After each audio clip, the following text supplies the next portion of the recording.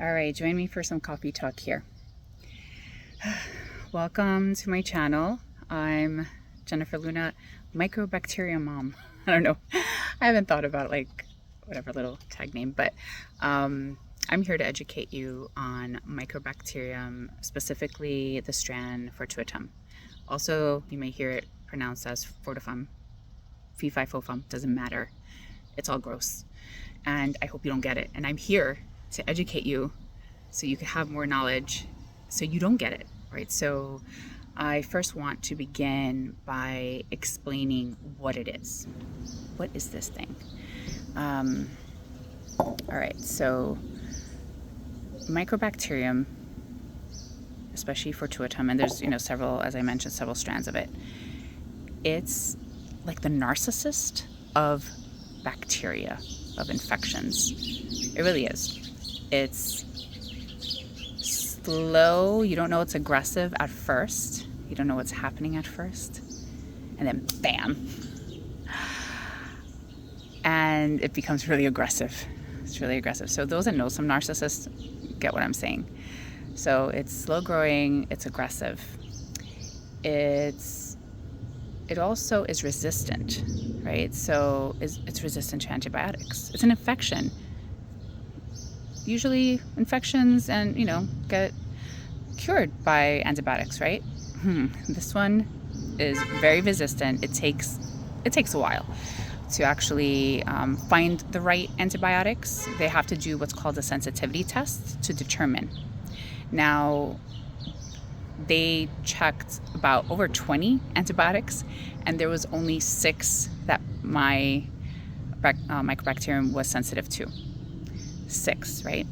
And during this journey, I found that I was allergic to two of those 6, which only leaves me 4 antibiotics that could potentially work. And I'm currently on 3 of those. I take 4 IV bags, and I take 2 medications 3 times a day. So there's one that I haven't taken just yet. They may be putting me on that one too, which is another intravenous through my PICC line. So it would be done through the IV bags. So this is very resistant. So it's kind of like, think about it like this. You have a gang of evil bacteria, right? So there's like a gang, and there's like one antibiotic. Well, this gang will kill off that one antibiotic. They'll laugh at it basically. And then you introduce a second, and maybe it starts slowing things down and makes a little bit of a difference. But that gang of bacteria is really smart, so it'll kind of figure out and become resistant to those 2. So now you have to, from left field, surprise them from behind with the strong aggressive ones, which are usually the ones that are done intravenously. And bam, hopefully you'll start seeing a difference, which was in my case. So I'm going to get into all the medical, all the pharmaceutical pieces and all the medications and all that at a later date. But for now, just wanted to give you an overview about what exactly Mycobacterium Fortuitum is. It's a non-tuberculosis bacteria so what does that mean? It's not contagious. So if you and I are talking, we're chatting, having, conversation, you're not going to get it from me like this. No.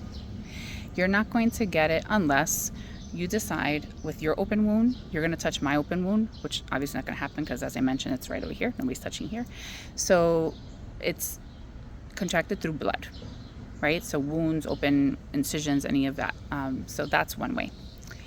The other way is through soil. So when your mom said, hey, don't run around barefoot out in the soil, out in the dirt, your mom was onto something, because that is a way to also get this. If you have a nick on your foot, you could get this on your foot.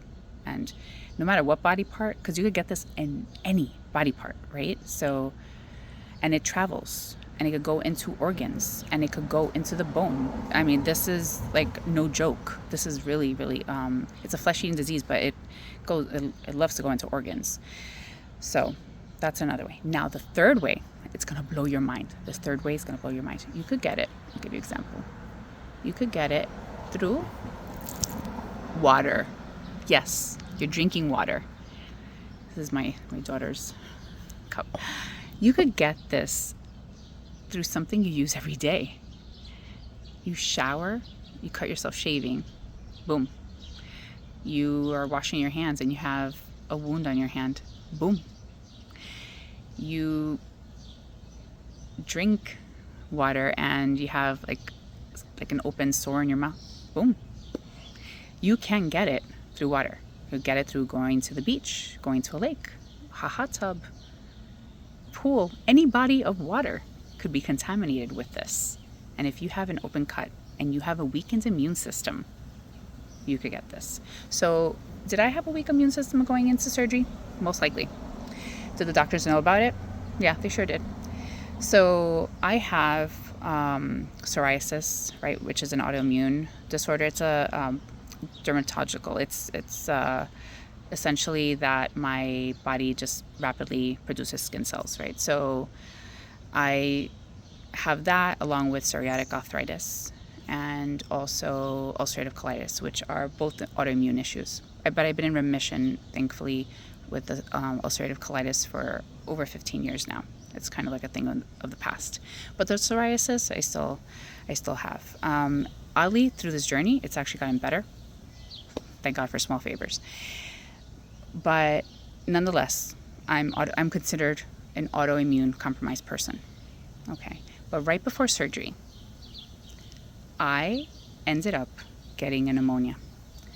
And so my doctors knew about my autoimmune stuff. I mentioned to them, hey, I have a pneumonia and I'm on 10 days worth of antibiotics. By the time I get to surgery, I will be done with the antibiotics, but should we reschedule? And the answer was, no, not necessary. You'll be fine. Okay. So I trusted that. So I went in there already weak. And that is a big no-no. So that's lesson number one. If you have had taken antibiotics or have any autoimmune issues, strengthen that up. And make sure you do a blood test after that. So the blood tests I had given the doctors were from before I had a pneumonia. So that was the first mistake. All right, so now we talked a little bit about how you could get this, how you can't get this, and what it is, right? So we know it's a slow-growing bacteria. And is there a cure? It's a long journey, but there are cures for it, and that looks different for everyone. And I'll go into that at a later date. So I will be flying out to Denver, Colorado on Tuesday to a specialty hospital that focuses on mycobacterium. And I really feel confident that my healing will take a quicker turn for the positive. So I'm excited about that, and I'm excited about sharing it with you.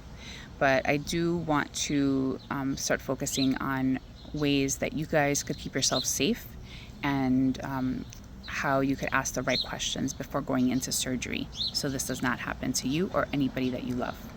Okay, bye for now.